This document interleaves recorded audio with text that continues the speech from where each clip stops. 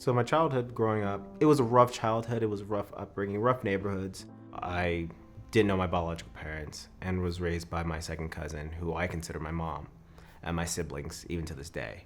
And they raised me from 0 to 10. I was getting to that age where I was, exploring more, wanted to do more, starting to get into these little troubles here and there. And so my mom working full time, working 2 jobs, raising all of the kids, realized that, hey, like, he needs more eyes on. And so going into foster care was the best approach.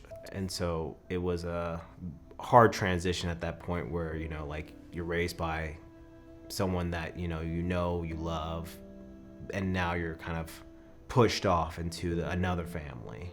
So that feeling of like abandonment kind of definitely kicked in. I also was on that fine line of like, do I want to push these kind of boundaries, because I still held myself to that standard of what my mom would want for me. So my mom actually passed away in December of 2020. I just knew she was battling cancer 3 years. And I was working at the time, so when she first got sick, I chose not to go see her because I just couldn't see her being so frail and weak, and my sister saw all that. I decided to not see any of that. I was just like, oh, everything's gonna be fine. Everything's gonna be fine. That's what I'm telling myself. And then I find out that she has stage 4 lung cancer. So I go to the hospital because of COVID, only one person can go in the hospital, and I go with her. And within those 3 days, she passed. That I was not expecting. I'm thinking I'm going there, and she didn't even make it to Christmas, thinking that, oh, she'll be here for Christmas, she'll be here for New Year's, and she's gonna see when I get my new home. And so yeah, let's circle back to answer that question. Me and my mom were very close. We were very close.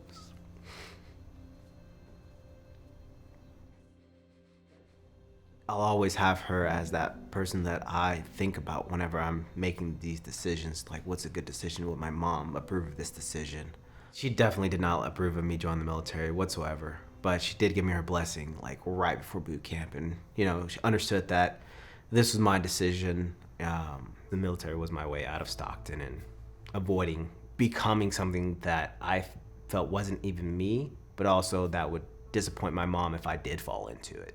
I had a friend who was going to join the Marine Corps. He's like, yo, you got to go check these guys out. So I go check them out, and it was what I envisioned myself if I joined the military, was how the Marines carried themselves. And it stood out amongst the other branches to me. They carried themselves so well that I was just like, I want to be like that. I want to be the best that I could be, and all that. I did my 2 deployments from 2008 to 2009, Iraq, Haditha, Iraq, and then I did my second deployment to Afghanistan in 2010. My feelings going to that Afghanistan deployment, the honest truth, I was scared. I was scared from what we heard about 2-7 and what they've gone through. It was a feeling of, oh shit. But at the same time, it was a feeling of, this is what we're trained to do. You're on your toes every hour. You're looking at every little thing. You got kids throwing grenades. You got IEDs like going off right next to you. It was an intense time. And then it got even worse for my team, unfortunately, after my injury. My injury happened on September 7th, 2010. We got word that there were gonna be an ambush happening. So we got our team pushed out of patrol, and we're trying to be quiet, take over a compound. Now we have a smaller team out to ambush an ambush. We go into this compound, our team goes and kicks down the door. They go inside, nothing happens, quiet, everything's fine.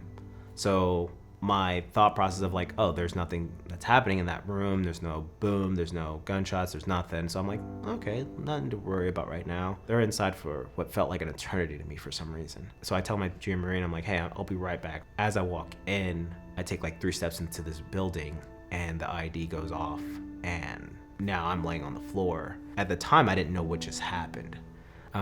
Trying to get myself up using my legs, but my legs aren't responding. So the first thing that kicks in is just like, all right, I don't know what's happening, but I can't move my legs. So I'm thinking I'm a double amputee at the moment, and telling myself, all right, I got the best people to take care of me. So I'm not panicking in that regards, because I know they're gonna get to me. I need to remain calm They get to me, I'm talking to them, they're talking to me, I'm letting them know how I'm feeling so that way they can do what they need to do, stop the bleeding, get the tourniquet on, get me out of that situation. And then I remember getting on the plane, and then at that point I was just in so much pain. When I initially got injured, I was like, I'm not gonna die here. Like, I'm thinking of my mom, I'm thinking of my family. I'm like, I'll die in the States, but I'm not dying here.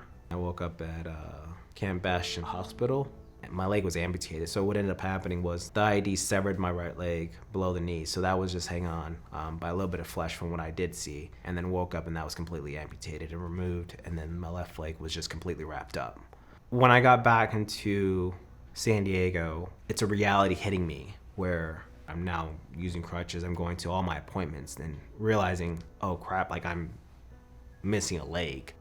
When I'm out and about, like, yeah, I'm happy-go-lucky, things are good, everything's positive because I'm trying to keep everyone else happy and positive. But when I'm back in my room, you know, like, I'm a mess, you know, like I'm questioning where life is going for me, what life is supposed to be looking like for me. What am I supposed to do next?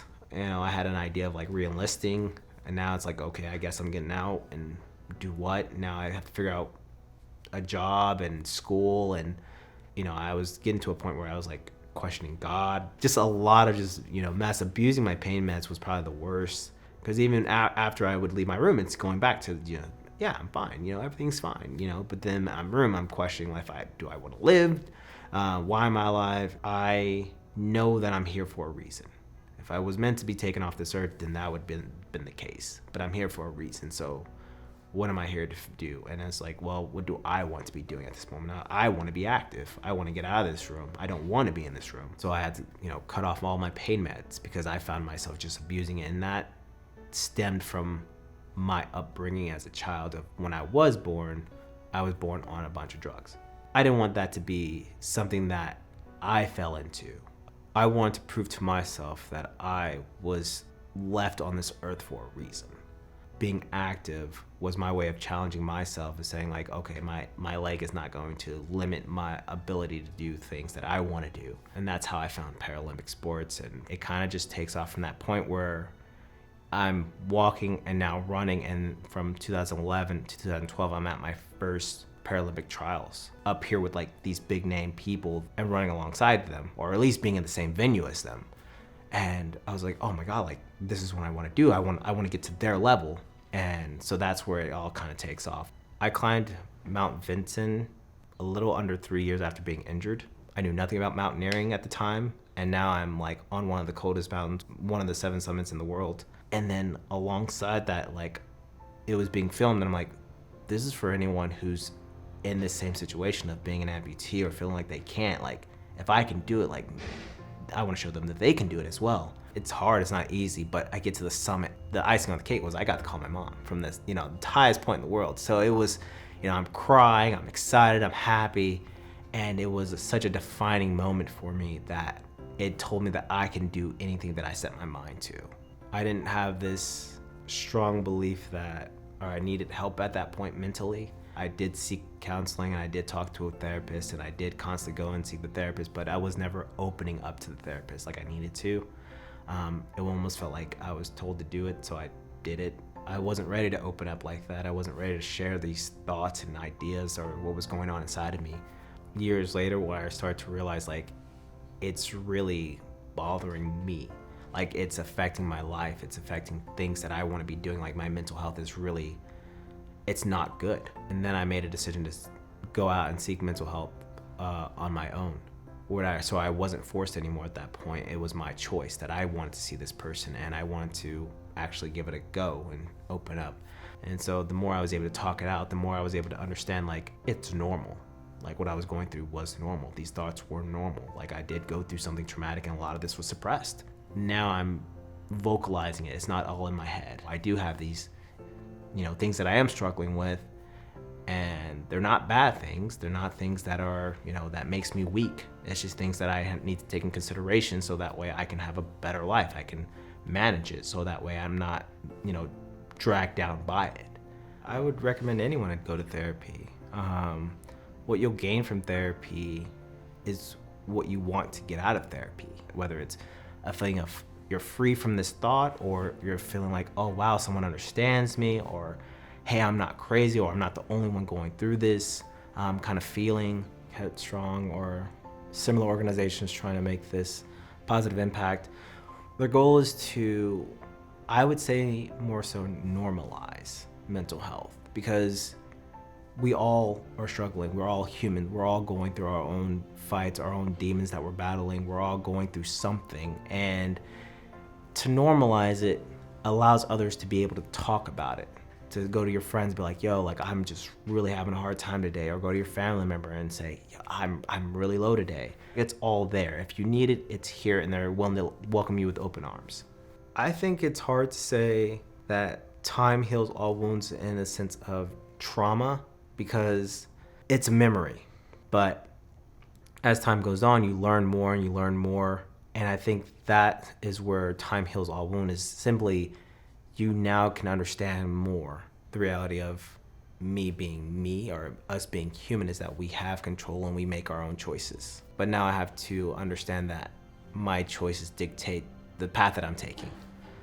And so I feel like I've made all the right choices that allows me to feel like I'm in control of my life. I hope that when I do share my story, it gives others strength, so that way they know that they're not alone in this world. You know, every one of us has a story. You have a story. We're all going through something. As time goes on, you learn more and you learn more, remain strong, and push forward.